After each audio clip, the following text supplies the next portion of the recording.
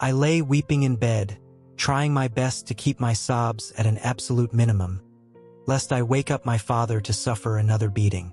Only moments prior, I had been scratched badly by the satanic spawn we called a cat. Not to give anyone the wrong idea, even at the age of 4, I loved animals, but that creature was something else entirely, scooped out from my dead uncle's apartment, feral and full of hatred. At the smallest provocation, it would dig its claws into our skin, which was of course the reason why my father forced it to sleep in my room. Afraid my blood would stain the sheets, I snuck down into the kitchen to wash myself off as quietly as I could. I shivered as I passed the basement door, hearing the familiar groans emerging from the depths. My mother had blamed the sounds on the wind, but without any windows or even a faint draft pulling through, something about it was clearly wrong. The cat rushed past my legs, hissing as it rushed under the sofa. I hated that creature and the connection to my father it represented. Ignoring it, I proceeded into the kitchen. I turned the tap just enough for a few drops of water to pour out onto my dripping wound. It burned as I cleaned it, but I couldn't even let out a mild yelp in pain. I couldn't risk waking my parents up. I carefully tore a piece of paper towel from its roll, checking behind me in fear. Then I heard a sound emerging from the entrance, sending a wave of panic down my spine as I worried that I might have woken my parents up despite my best efforts. But the fear was immediately replaced by relief, as I realized it was just the basement door creaking open. With a slightly damaged frame, it tended to slide open at random points throughout the day and night. Small taps echoed through the living room as I heard our cat rush down into the basement. The last time it had been let in there, it somehow broke its leg on the way down, another event where fault was placed in my hands. If my father somehow figured out that I'd let him down there again, he'd know that I'd let it out at night, which meant I'd face hell in the morning. So, as much as I hated the creature, I had to venture down into the basement and retrieve him before he managed to wound himself. I hid the paper towel in my pajama pant pocket, leaving no trace behind as I followed the little beast down into the basement. As I reached the door that stood ajar, I could hear him hissing from the bottom of the staircase. A part of me worried he might scratch or even bite me again, but I'd rather suffer 1,000 cuts from his claws than another beating from my so-called guardian. I proceeded, taking single, slow steps down the creaky staircase. The cat had fallen silent, but a new sound had taken his place. A bizarre, squishing sound, akin to meat being pushed through an old, hand-driven grinder, coupled with heavy breathing. Still, I continued, too worried about the consequences if I refused.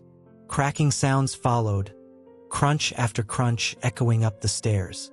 Then, stepping on a rotten piece of wood, the step broke, sending me pummeling down the rest of the stairs, where I roughly landed on the concrete floor below. By then, I couldn't hold back the tears anymore. In a mixture of pain and fear, I started to sob, crying loudly in the darkness, alone in the night. My only solace was that the sounds in the basement might not be making up to the bedroom where my parents slept. Maybe I'd even be allowed to weep in peace. But reality begged the differ, as a presence in the darkness had awoken. "Why do you cry, child?" a deep, raspy voice asked. I turned around, trying to figure out where the sound had come from. It hadn't been either of my parents, I knew that much, yet it felt oddly familiar. Here, it let out in a mere whisper. The sound had come from a wall in the darkest corners of the basement, one just barely touched by the faint moonlight daring to shine in from the living room above. Only then did the metallic stench and scent of rotten meat hit my nostrils, causing me to recoil in disgust. On the floor lay a pool of fresh blood, shining gently in the dimmest of lights. It had come from our cat, I could gather that much, but the rest of his body was nowhere to be seen. "Where's Smokey?" I asked with a trembling voice. "You cared for the small creature?" the voice asked, seemingly curious. "No, I hate him," I let out in protest, almost angered by the mere sentiment. "Then why do you want to find it? I have witnessed the pain it has caused you. I have heard your cries. He belongs to my dad, I explained. He'll be angry at me.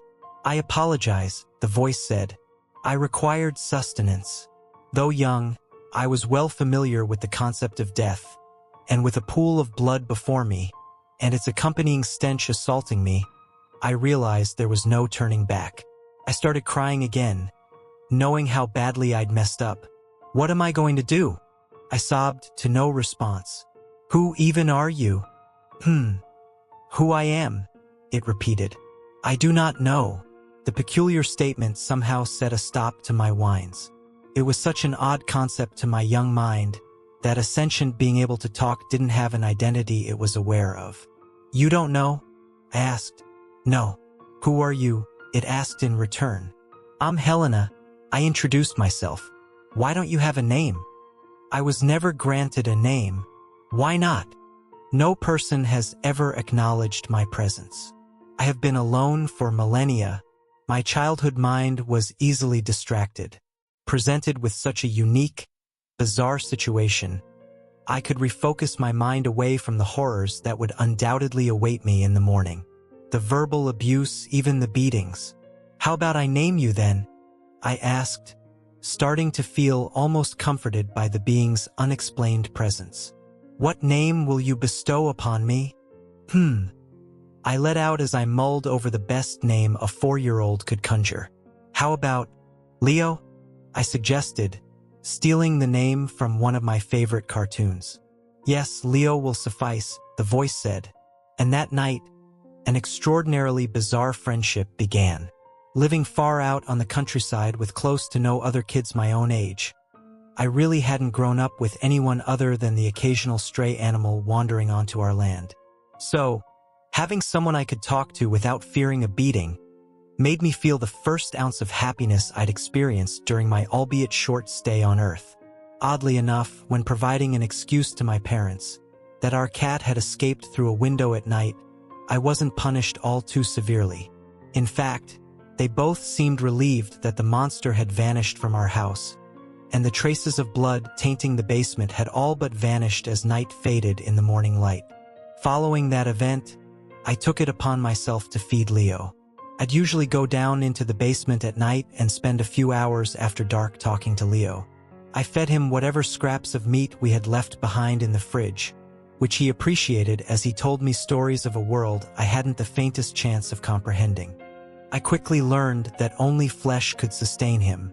He explained to me that the fresher the meat was, the better. But to get a hold of food, I had to be sneaky. Usually, I'd await my father's return from work. He'd always stop by the bar and for a few drinks and would end up getting quite drunk. I could smell the alcohol reeking off him as he stumbled into the living room, only to pass out onto the couch.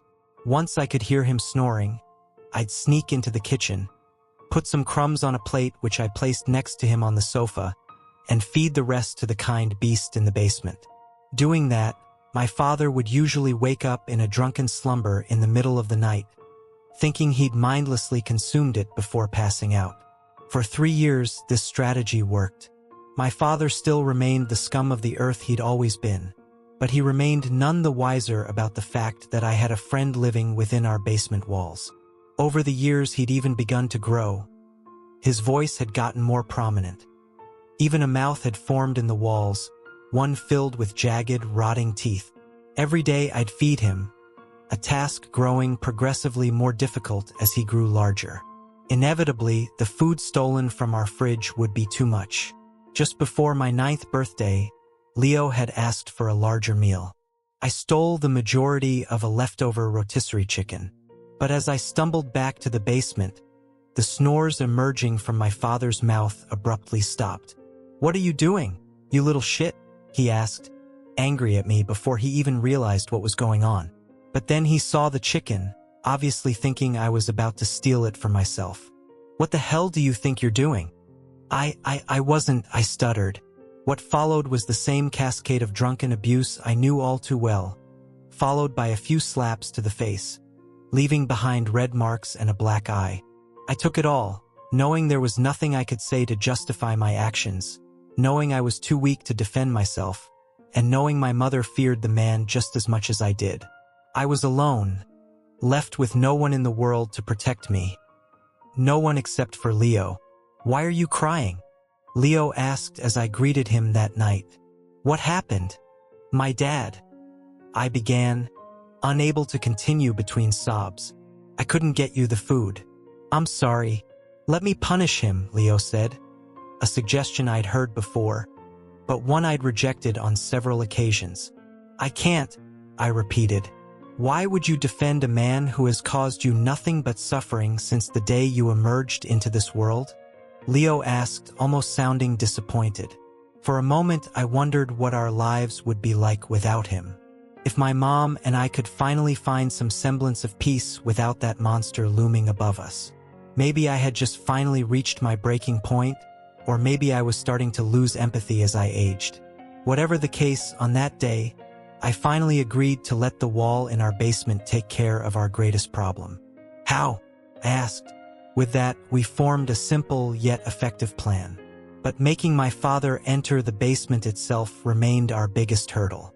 It had been moldy and wet for decades and had even been left empty since before I was born. My dad has no reason to descend these stairs unless I tricked him, that was. In addition, I had to do it on a day my mother wasn't home. Months would pass before the opportunity arose, but when it did, I quickly set the plan into action. As usual, my father returned late at night from the bar, and I patiently waited for him to pass out in a drunken stupor. Once he was fast asleep, I took the few toys I had, strew them across the living room floor with a trail leading down into the basement. I could have just hidden down there, loudly announcing my presence, but though I knew what had to be done, I wasn't brave enough to witness the act itself. All I needed was for the man himself to think I was down there. Sure enough, as soon as he awoke, still slightly drunk, he noticed the mess on the floor. Calling my name to receive no response, he walked along the trail, kicking and breaking the toys as he passed. All the while, he demanded I show myself. What he didn't realize was that I was hiding in the untouched guest room, peeking out through a crack in the door. I stared out in anticipation, only to notice my father hesitate as he reached the top of the basement stairs. "Helena," he said with a slightly softer voice, "just come up. I'm not mad at you. I just want to talk." He spoke almost with care, too afraid to venture down into the basement, as if he too knew that something beyond his comprehension lurked down there, a being that just didn't belong to our world. "Come on, I'm waiting," he went on. In response, a quiet laugh emerged from the basement. While it wasn't mine, it didn't sound like Leo's either, as if he attempted to mimic me. In fact, I wasn't sure I'd ever heard my friend laugh before, nor did I know that he was capable of humor. Still, the laugh sent my father back into a blind rage. Screaming my name, promising another beating, he went charging into the basement. In the clear, I rushed out from my hiding spot and jammed a chair under the door handle. He was trapped. There was no way out. "What the hell?" my father began, but his voice quickly turned to blood-curdling screams as the wall got to work on him. His bones cracked, and his flesh was torn to shreds as the man screamed in absolute agony. I covered my ears, almost daring to regret an act I could never undo. Though I held no love for the man, it pained me to hear him helplessly beg for his life. But as soon as the yells had begun, they turned to incomprehensible gurgles as blood filled his lungs. Before long, silence once again filled the empty house, and a sense of uneasy peace filled my soul. "Dad?" I called out, checking if I'd get a response. "Leo?"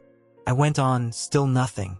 Afraid of the sight that would meet me in the basement, I remained upstairs, sitting in front of the door, half expecting something terrible to emerge from the dark. Hours passed, and my mother eventually returned home from another night shift, finding me on the couch, pale as a sheet. "Where's your father?" she asked, too tired to notice the rough state I was in. "I don't know," I responded meekly, sure she'd figure out what I'd done. But all I got in return was an unenthusiastic huh before she went to sleep. Even when her husband failed to show himself in the morning, she didn't seem to care all that much, as if his absence didn't bother her. While it wasn't unusual for him to stay out drinking until the middle of the night, he almost always showed himself in the early morning hours. A couple of days turned into a week, and my father still hadn't showed up. Though suspicious at first, my mom started to appear more at ease, almost daring to smile. It wasn't until the second week before we finally decided to inform the police. Not because we missed him, but because it would seem suspicious if we didn't. It wasn't the first time they'd been to our house, seeing how the man treated us and all. But as soon as they appeared, he'd be a model citizen, and he'd always find a way to make Mom forgive him. Without charges to press, we were left to suffer his abuse. No proper investigation was ever launched. It was simply assumed that the man had abandoned us, a situation that suited us well. During the next few years, my mom and I would finally get a chance to bond, and my life started improving. Bit by bit, the memory of a nightmarish childhood began to fade. Of course, Leo remained my secret friend up through my formative teenage years. But with his appetite ever growing, feeding him had become somewhat of a problem. Where scraps and raw meat had once sufficed, he now wanted fresh kills. I resorted to getting a part-time job at a local butcher, sneaking out what little I could, and using the rest of my salary to buy gamed meat from hunters and farms.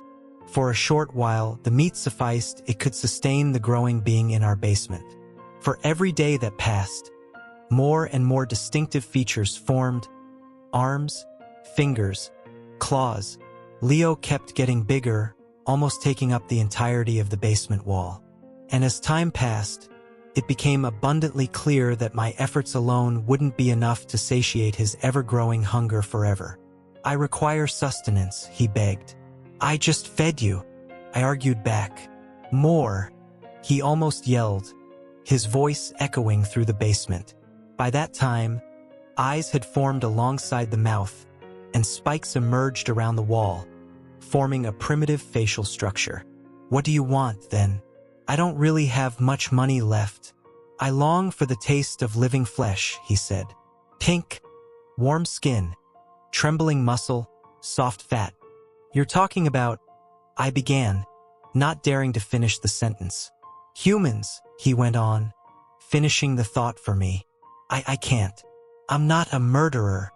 Hearing my mother parking her car outside, I ended the argument there and rushed upstairs. Leo had been my guardian for all these years, saving me from an abusive household. But I wasn't about to murder anyone for his sake.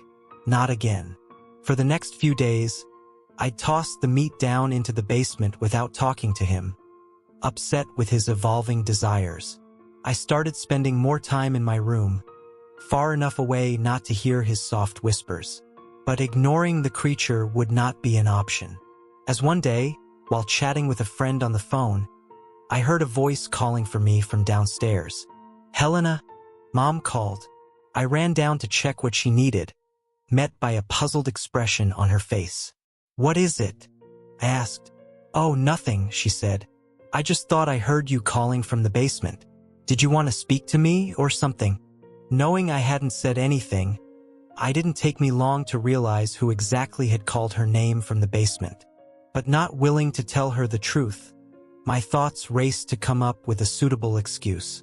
I was just talking on the phone. You must have misheard me."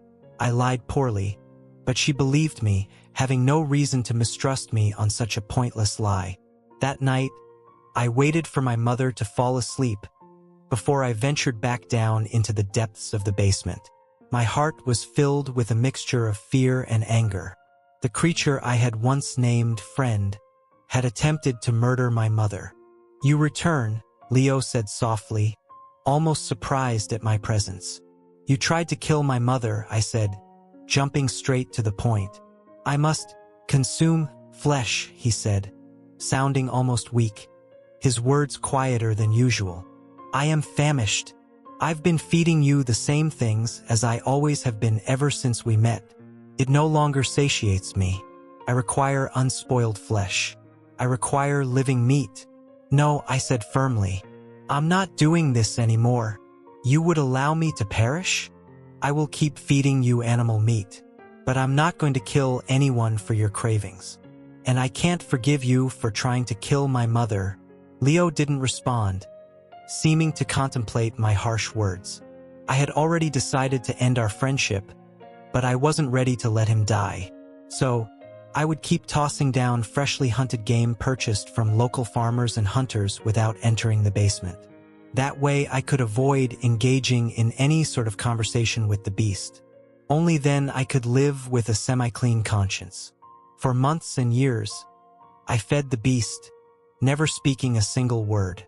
During the nights, I could hear him groan and beg for flesh, but I refused to listen. It was a miracle that my mother never caught on. But in her advancing years, her hearing had started to fade, and her mind with it. Though she'd barely entered her 50s, the years of alcohol to deal with the trauma caused by my father had worn on her soul. And though I tried to get her help, she never truly recovered. Then, one day as I returned home from work in the evening, my mother was no longer there to greet me. I found her body in her bed. She had passed while taking a nap. There she lay, looking as if she were just sleeping, but entirely different. Lighter, tired, absent. I did what I could in a futile attempt at resuscitation, but her body had already gone cold. There was nothing left to be done. It was determined during the autopsy that she'd passed peacefully in her sleep. Her heart had grown tired and simply ceased to beat. I could take comfort in the fact that she never saw it coming, and that she at least experienced a handful of semi-happy years before leaving this world. But with her gone, I truly was alone. Another year passed, and I remained alone in an inherited house I knew wasn't truly empty. Once I entered college, I even started dating, meeting a guy, Martin, who seemed to tick all the boxes. Time passed, and though the memories lingered, they appeared as painless scars, serving as little more than reminders of old wounds sustained. For a while, we were happy. He had just finished college by the time I entered my freshman year. I was 19, he was 24. He was a private man who moved here from a couple of states over, finding work at a local bar. He never talked about his past, nor why he'd left everything he knew behind, which should have been the first sign of things to come. Had I only been that wise. Growing up, seeing my mother get hit by my father, I always judged her for choosing a man who could hurt her like that. Though I felt guilty, I couldn't help but pity her for staying. I never thought in a million years that I'd be stupid enough to fall into a similar trap. Oh, how naive I was. As it turns out, mistakes can cross the boundaries of generations and can be repeated no matter how careful you think you are. Martin first hit me during what felt like an innocuous argument. He didn't even seem that angry, so I never saw it coming. Too in shock, I couldn't even respond. A man I thought I could spend the rest of my life with had just put his hands on me. But I was in too deep to just leave. It started with outbursts like these, followed by profuse apologies and love bombing. Then the cycle would repeat. Step by step, my freedom was taken from me. I couldn't dress the way I wanted. I couldn't spend time alone with the few friends I had. At some point, I wasn't even allowed to leave the house without supervision. It happened so fast I almost suffered whiplash. But before I knew it, he had taken full control over my life. The man who had entered my house might as well have been a reincarnation of the man I called father. No sooner had that realization hit me than I decided I wasn't going to take the abuse lying down. I started to form a plan of escape. I still had some money from my inheritance left, not enough for a luxurious lifestyle by any means, but enough to leave town and never look back. Martin could have the house for all I cared, a place haunted by decades of abuse, cursed beyond the ability to be cleansed. I just needed to find the perfect time for my escape.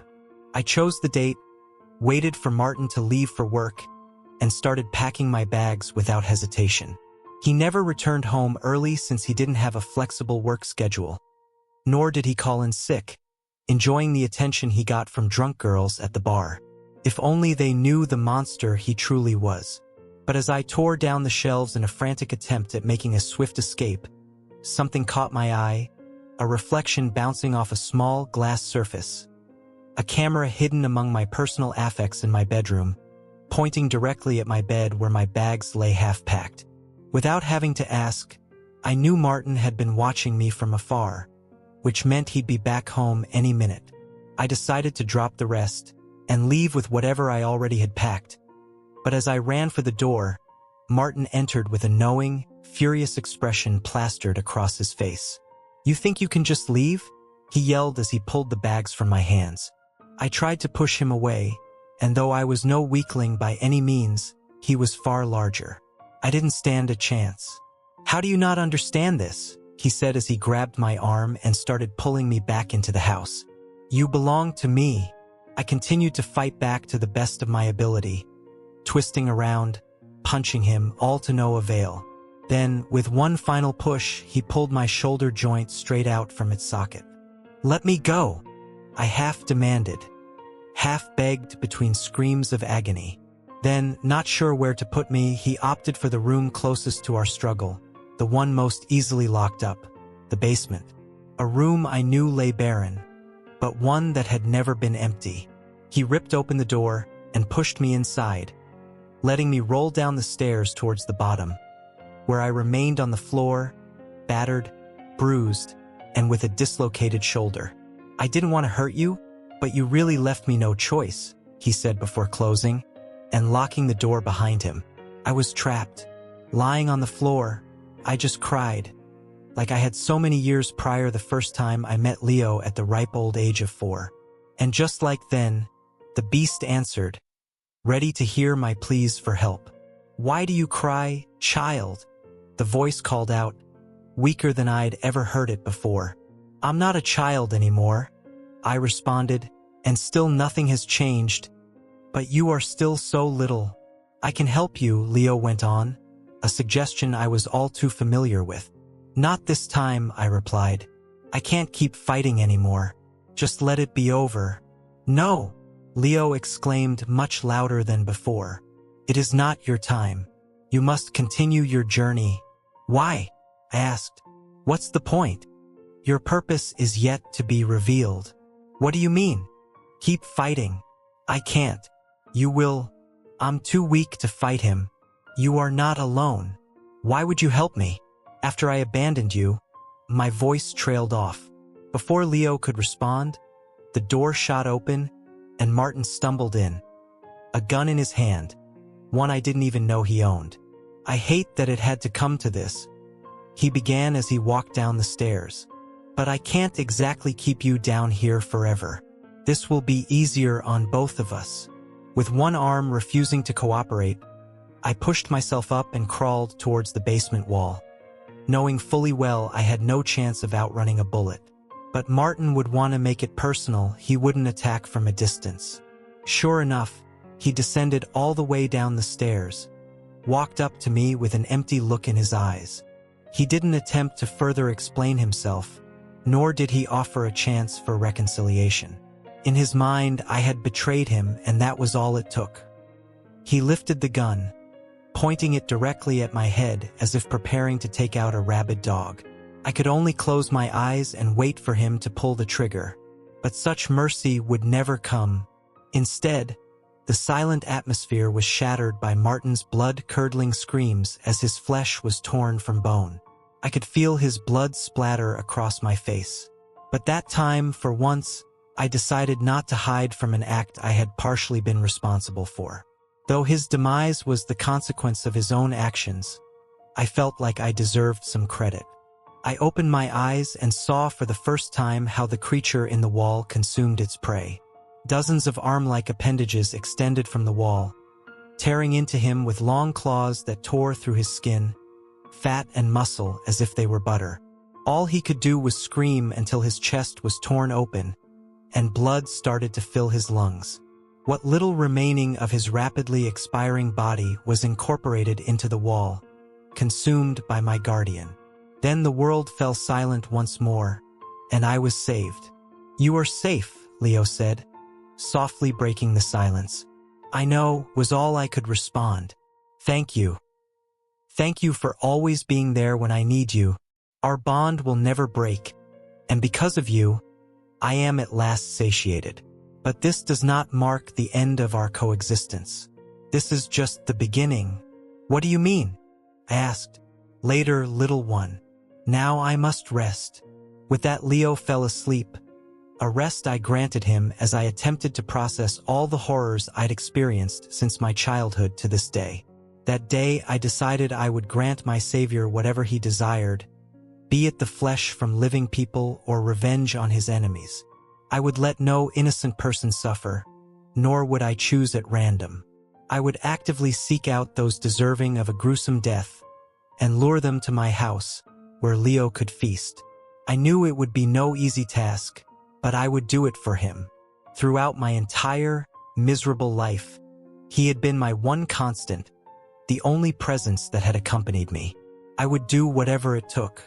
But as I descended the basement on the following day, to let Leo in on my plan to serve him, I was met with an empty wall. Where Leo had once lived was a large indent in the basement's foundation, as if he had just upped and left. A sadness emerged in my chest, as I thought the creature had abandoned me. But just the previous day, he had promised that we were interconnected. Couldn't be a lie. Yet, as the weeks passed, the basement remained silent. Even as I tossed down whatever meat I had in the fridge, it just lay on the floor to rot. Leo, whatever he had been, was truly gone from my life. Then reports of missing people started showing up on the news, mostly vagrants or criminals on the run from the police, people that wouldn't quickly be missed, but in a large enough number that people started to notice. They would just vanish with no trace. No bodies were ever found, nor did they show up in other cities or even states. Week by week, the reports kept getting more frequent, and I knew exactly who was responsible.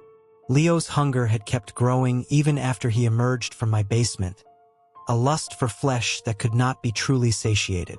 Though the people didn't necessarily deserve to be consumed, I knew there was nothing in this world that could stop him. But even if I could, I had sworn my loyalty to him. It was a thought that followed me even as I slept in my bed at night. I wondered how far he would go before he had finally consumed enough, and if the people killed deserved it, or if they were innocents found at the wrong place at the wrong time. Just as I lingered between the world of the waking people and the realms of sleep, a voice snatched me back to attention, one all too familiar. "Hello, little one." Leo spoke softly through the dark, closer than I'd ever heard him. Shooting up in bed, I saw a dark silhouette standing in the dark, 9 feet tall, hunched over to prevent his head from hitting the ceiling. Several arms stretched from his torso, ending in razor-sharp claws, and the stench of rotten flesh emanated with his raspy breath. "Leo?" I asked. "Yes," he responded. "I have come for you. It is time." "Time for what?" "Time to fulfill your purpose beyond this realm," he said. What purpose?" I stuttered. "This world no longer belongs within the reach of mankind's filthy grasp. But you are different. Come with us, and I promise you safe passage to the realm of Irkala. No one will ever hurt you again. What about the people living here? You no longer need concern yourself with their well-being. But you must come with us now." I just stared speechlessly at the creature who I'd grown up calling Leo, only to now realize he was something else entirely, spawned from a world I had no concept of, one focused only on conquering the world I'd grown up in. But as he patiently awaited a reply, I thought back to all the pain and suffering I'd endured, the false kindness I'd been given, only to face years of abuse. If this was the world I had, I wasn't sure it was one I wished to protect. "What do you say, little one?" And with that, my purpose became clear. The entirety of my span in this realm, the lessons it had taught me, the people I had to endure. I knew exactly what I had to do,